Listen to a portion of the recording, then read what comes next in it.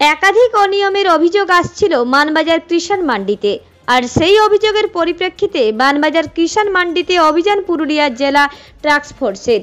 বুধবার মানবাজারের কৃষাণ মান্ডিতে বাজার দর নিয়ন্ত্রণের জন্য বিভিন্ন আড়ত সহ বাজার এলাকায় বেশ কয়েকটি আলু, ডিম, পেঁয়াজ সহ অন্যান্য সবজির গোডাউন ঘুরে দেখেন জেলা টাস্ক ফোর্সের আধিকারিকেরা।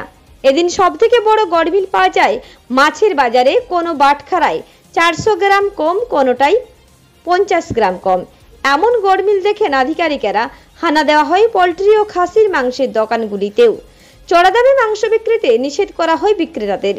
এদিন সমস্ত ব্যবসায়ীদের সতর্ক করা হয়। এ বিষয়ে জেলা আধিকারিকেরা জানান, এ ধরনের অভিযান আগামী দিনগুলোতেও চালানো হবে। আজকে আমাদের একটা সাম্প্রতিককালে যে মূল্যবৃদ্ধি, খাদ্যপণ্যের যে মূল্যবৃদ্ধি হচ্ছে তার সম্বন্ধে সেই সম্পর্কেই একটা অভিযান চালানো হলো। জেলা প্রশাসনের নির্দেশে একটি টাস্ক ফোর্স তৈরি করা হয়েছিল, যেখানে আমাদের পুলিশ দপ্তর, আমাদের ক্রেতা সুরক্ষা দপ্তর, আমাদের কৃষি বিপণন দপ্তর, কৃষি দপ্তর, উদ্যান পালন দপ্তর, সেই সমস্ত যে দপ্তরগুলি রয়েছে এই দপ্তরগুলি থেকে 1-2 করে প্রতিনিধি নিয়ে আমাদের এই টাস্ক ফোর্স করে দেওয়া হয়েছে।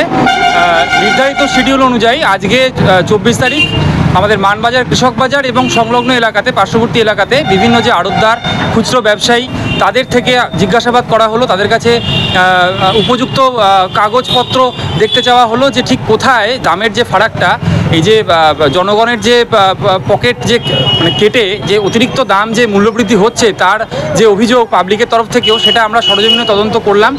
তাতে দেখা গেল যে অধিকাংশ ক্ষেত্রেই আড়তদারদের কাছে উপযুক্ত কাগজ, চালান নেই। সেটা তাদেরকে একদম খুব কড়াভাবে বলে দেওয়া হয়েছে যে পরবর্তীকালে যখন আবার ভিজিট হবে, এটা দেখে নেওয়া হবে যে আপনাদের কাছে যখন আপনারা মালটা স্টক করছেন সেটার প্রপার ডকুমেন্ট আপনাকে থাকছে কিনা, সেটা কিন্তু আমরা আবার ভেরিফাই করব। তার সাথে খুচরো যে যারা আছেন তাদেরও বলা হলো যে আপনারা ওনাদের থেকে যখন নেবেন, রিটেল করবেন বলে হোলসেলার থেকে, সেটাতে যেন আপনাদের প্রপার ডকুমেন্ট যেন আমরা ওনাদের কাছ থেকে আপনারা নিয়েছেন বলে সেটা দেখতে পাই। এর সাথে সাথে যেন প্রত্যেকটা দোকানে এবং তাদের যে বসার জায়গাগুলো, সেখানে যেন যে রেট চার্ট, মূল্যের যে দাম, সেটা যেন জিনিস অনুযায়ী কিন্তু সেটা পাবলিশ করা থাকে, এটাও বলা হলো।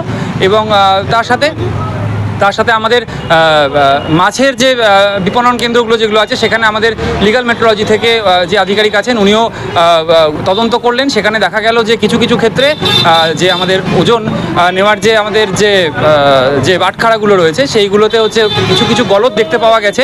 তাদেরকে সতর্ক করা হয়েছে যে আগামী দিনে এই ধরনের ঘটনা যেন না ঘটে। কিছু জনের ক্ষেত্রে বাটখারা সিজ করা হয়েছে। তো এই ধরনের পদক্ষেপ নেওয়া হলো খাদ্য সুরক্ষা দপ্তরের তরফ থেকে। এক জায়গাতে যেরকম দেখা গেল যে প্যাকেটজাত খাবার এবং কাঁচা মাল একসাথে মজুত করে রাখা হয়েছে, তাকেও সতর্ককরণ করা হয়েছে।